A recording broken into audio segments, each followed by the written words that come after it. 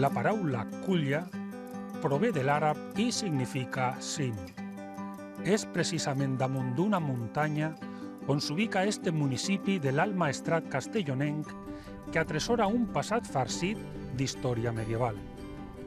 Avui explorarem la memòria d'uns arbres i d'un ofici ja extingit, el de carboner, que va ocupar desenes de famílies a Culla i els seus voltants.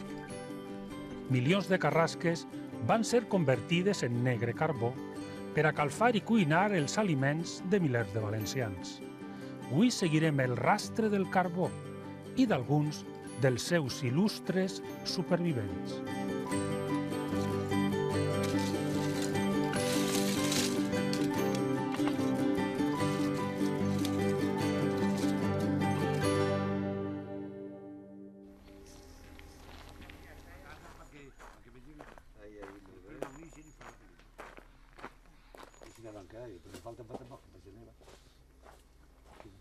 Ambrosio, Herminio, bon dia. Bon dia, tingui. El bobalà és el carrascar més extens que n'hi ha al terme de Culla? És extens. No hi havia... En el terme de Culla no n'hi ha. En Ares n'hi havia el que diem carrascal de les Solanes, que també ha anat a menys, que va fer molt de carbó, però avui en dia me pareix que este carrascal, que té moltes hectàrees, perquè si no el veiem més que un trosset, però això segueix, hi ha 2 quilòmetres avall, que és tot carrascal. Com van desaparèixer els últims carboners de Culla? Pues més o menys l'any 50. Igual pot ser l'any 48, l'any 52. Però per entonces van desaparèixer els carboners. Era dur i sacrificat l'ofici de carboner? Pues bastant, molt, i de molta força. Com es fa una carbonera? La carbonera, primer acostant la llenya del rededor, per allí, fan un replà. Les carboneres poden ser grans, poden ser menudes, a vegades ne farem una, serà molt gran, fem-ne 2 de més xicotetes. I es començaran a ficar els troncs més grossos davant, així parats, tots així, i després acoplant els altres com l'any i fent una gran garbera, ben arregladet, molt ben arreglat. L'últim, el més primet. I un que més deixant uns corredors per a que el carbó que no se creme, o sigui, que se cogue, cuit de la calentor, però que no se creme. I els carboners per especialment tècnics arreglaven de manera que igual carbó se fe un tronc que pesa 300 quilos que un altre que pesa 3 quilos. Se fe tot carbó. No se cremava res. I al mig deixaven un forat és per donar-li menjar que dins a la carbonera. Ja ho tapaven. I se coïa. Ho tapaven en terra? No, la carbonera en terra, però molta terra. Molta terra. Però al mig deixaven un forat, un hueco, on li donaven a menjar a la carbonera, que diuen. Menjar era alimentar la calefacció perquè se cogués el carbó. Hi havia els seus corredors on la calentor s'esparcia per tot i se coïa, no se cremava. El secret està en que no se cremava, sinó que se coïa. Se quedava cuit. No se té que fer cendra. No es té que fer cendra. Què utilitzaven les carrasques més grosses? Sí, claro, jo crec. Sí, entonces això... La majoria era allò que volien arribassar, diguem, un tros de terreno i ja està, de carrasques com eixa i com 4 vegades eixa, grans. Vostè per què va fer carbó? Jo perquè volíem arribassar aquell tros de terreno i estaven les carrasques i els roures i mos feia falta tot per menjar i vam fer les carboneres per això, que si no, segur que no les haurien fetes. Però les van fer ben fetes. Van treure carbó i després Javier del Blanco me'l va comprar. Volia anar cap al mas de Mercaes. Per on tinc que anar? Allí va el poble, és una carretera que és la que va a Torrembessora, aproximadament a uns 3 quilòmetres del poble. Està a l'ombria de Mercaes, hi havia un carrascal bo. Pues res, el dice i moltes gràcies per contar-nos aquestes coses.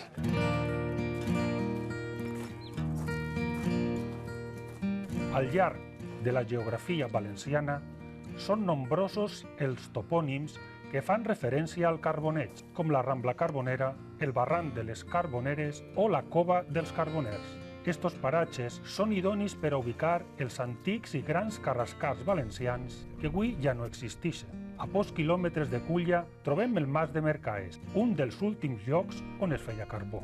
des del Carrascar de Mercaes i seguint el curs de la Rambla Carbonera van eixir cap a la plana alguns dels últims carregaments de carbó.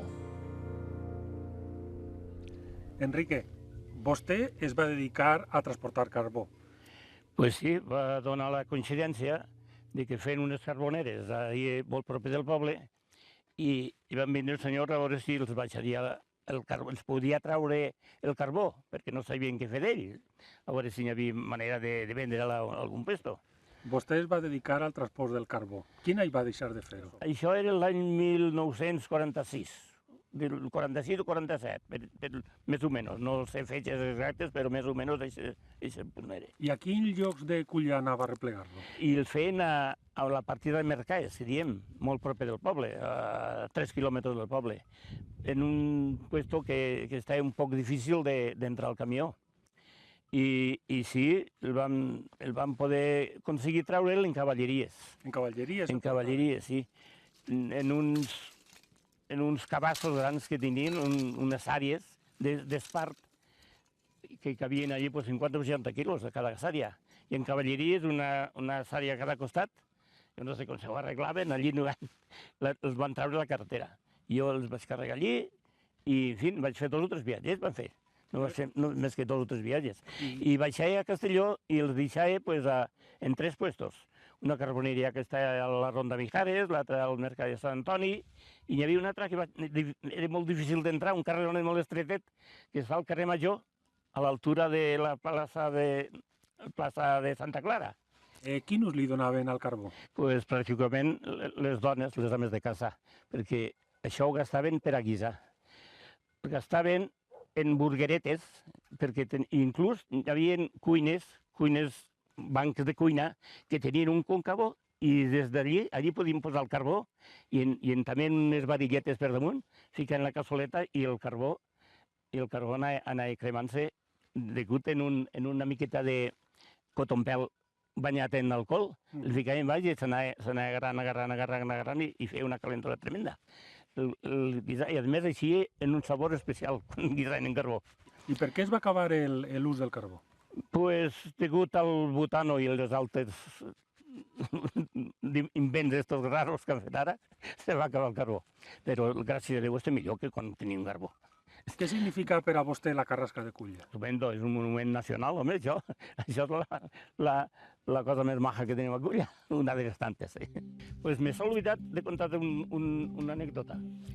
Quan anem a descarregar el carbó, si no mos oblidava de fer el permís municipal, mos cascaven una denúncia. Tenim que anar a l'Ajuntament i treure un vale que mos costava 6 pessetes per poder descarregar, perquè consistia en que si descarregàvem i caia molt de carbó en terra. Sí. Se feia un asco després quan passaven els cotxes i la gent xapava.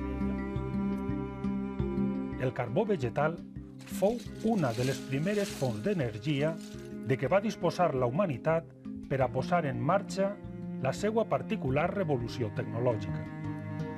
Les pintures rupestres, la fosa dels metalls i el trem de l'acer, la fabricació de la pólvora o el vapor que alimentà les primeres màquines són bons exemples d'este progrés, en el que els grans perdedors foren els arbres. Hola, Héctor. Què estàs? Gaudint de la Carrasca? Sí. Molt bé. Com va arribar la Carrasca de Culla a la vostra família? Bé, esta carrasca, la carrasca de Culla, se di la carrasca al doctor. La va comprar el meu rebisabuelo, que Isidro, per cantó de ma mare, a la filla d'un metge que estava a Culla. La van comprar quan tenia ma abuela uns 7 anys, més o menys, així que fa més de 70 anys que es pertany a la nostra família. Com s'ha comportat la gent en general quan ve a visitar la Carrasca? Bé, bueno, de diferents maneres, però normalment la gent no és conscient de lo que costa de fer una carrasca, de fer no, que és ella soles, i és molt difícil aconseguir un arbre tan gran. Ells entraven moltes vegades per a veure, per a visitar-la, però al mateix temps pujaven damunt de l'arbre, fent inclús alguna foguera per torrar-s'hi baix d'ell, i això a ell la va desfent, la va matant a poc a l'arbre, la mateixa gent. I després, una vegada van tancar per fora, ja la miraven de fora, no entraven així, no pujaven, no li arrencaven corfa d'ella, perquè l'agarraven de record, molta gent no ho entenc per què, però l'agarraven, i això va deixar de passar una vegada que van tancar per fora el mas, i ara ja està millor, però bueno, així tot s'ha de parar compte, sempre d'ella.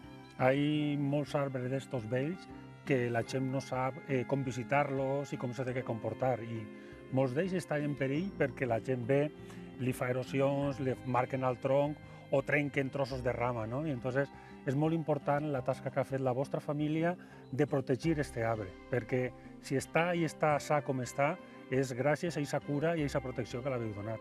És que per a gaudir la carrasca només cal, diguem, assentar-te un ratet al costat a la seva sombra i estar-se tranquil, ja és prou, ja te dona suficient això.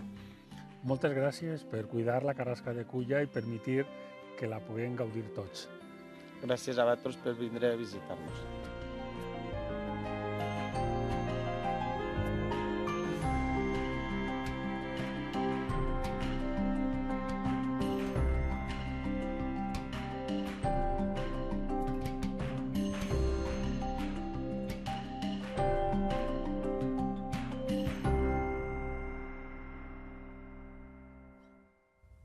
Culla, terra abrupta i escabrosa que aguaita la plana des del seu privilegiat cim, ha sigut, com en molts altres llocs de la geografia valenciana, terra de carrasques i carboners. Ja fa més de 80 anys que este ofici va desaparèixer per complet d'esta comarca, però al mateix temps l'extinció d'este treball dur i sacrificat ha dut el renaixement del nostre carrascar mediterrani, el bosc primigeni per excel·lència d'estes terres d'interior. Amaga l'arbre un reu sota l'escorça. Al cor d'aquest desert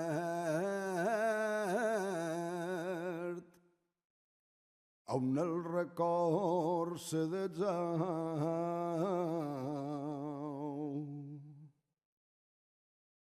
Amaga l'arbre un bosc sota l'escorça